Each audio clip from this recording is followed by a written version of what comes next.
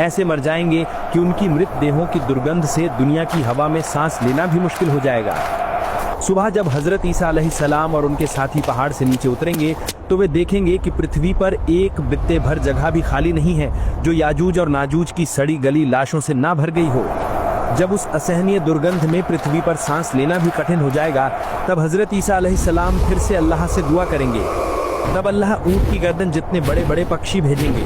वो पक्षी याजूज और माजूज की करोड़ों लाशों को अपनी मजबूत चोंच से उठाकर अल्लाह जहां चाहे वहां फेंक देंगे। जब पृथ्वी लाशों से मुक्त हो जाएगी, लेकिन तब भी हवा में दुर्गंध और जमीन पर उनके खून के धब्बे लगे रहेंगे, तब अल्लाह ऐसी रहमत की बारिश भेजेंगे जो इससे पहले किसी ने नहीं देखी होगी।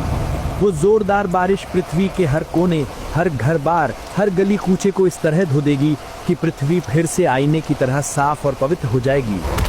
याजूज और माजूज का फितना खत्म होने के बाद हजरत ईसा अलैहिस्सलाम के नेतृत्व में पृथ्वी पर शुरू होगा वो असली शांति का युग, जिसे अक्सर स्वर्णिम युग कहा जाता है।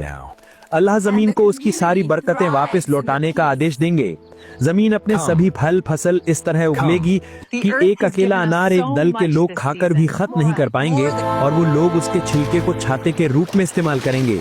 दूध में इतनी बरकत होगी कि एक अकेली ऊँटनी का दूध एक विशाल कबीले के लिए काफी होगा। पृथ्वी से हर प्रकार का जुल्म, अत्याचार, ईर्ष्या, द्वेष खत्म हो जाएगा। लोगों के दिल इतने साफ हो जाएंगे कि एक दूसरे के प्रति कोई शत्रुता नहीं रहेगी। हदीस में आया है कि उस समय शेर और गाय एक साथ विचरण करेंगे। बच्चे जहरीले सांप के मुंह में हाथ डालेंगे, लेकिन सांप उन्हें कोई नुकसान नहीं पहुंचाएगा। हजरत ईसा अलैहिस्सलाम एक न्यायप्रिय शासक के रूप में पृथ्वी पर 40 साल तक शासन करेंगे।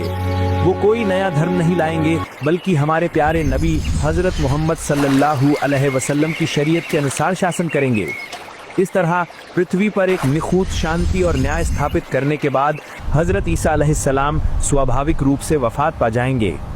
मुस्लिम उनके जनाजे की नमाज अदा करेंगे और हमारे प्यारे नबी हजरत मोहम्मद सल्लल्लाहु अलैहि वसल्लम के रोज़े के पास ही उन्हें दफनाया जाएगा। हजरत ईसा अलैहिस्सलाम की वफात के बाद पृथ्वी पर फिर से धीरे धीरे विपदा उतरनी शुरू हो जाएगी। अच्छे लोगों की संख्या कम होती जाएगी और बुरे लोगों की संख्या बढ़ती जाएगी। ईमान वाले लोग एक एक करके दुनिया से विदा लेते रहेंगे। दीनी ज्ञान धीरे धीरे उठ जाएगा और पृथ्वी फिर से अज्ञानता और पापाचार के अंधेरे में डूबनी शुरू हो जाएगी। एक ऐसा समय आएगा जब पृथ्वी पर अल्लाह नाम लेने वाला भी कोई नहीं बचेगा। हदीस में आया है कि उस समय पृथ्वी पर सबसे निकृष्ट लोग ही जिंदा रहेंगे। वे जानवरों की तरह निर्लज्जता से खुलेआम सड़कों पर खड़े होकर बुरे कामों में लिप्त होंगे और उन्हीं के ऊपर कयामत आएगी। ठीक उसी अंतिम पतन के क्षण में कयामत के वो अंतिम और सबसे भयानक लक्षण प्रकट होने शुरू होंगे। अचानक किसी भी पूर्व चेतावनी के बिना पृथ्वी के 3 विशाल हिस्से जमीन के नीचे धंस जाएंगे। ये कोई सामान्य भूकंप या भूस्खलन नहीं होगा।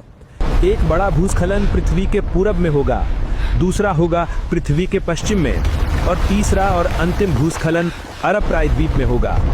ये भूस्खलन इतने विशाल और आकस्मिक होंगे कि पलक झपकते ही विशाल शहर, नगर, बस्तियां सब कुछ जमीन के नीचे हमेशा के लिए खो जाएंगे। लाखों लोग कुछ समझ पाने से पहले ही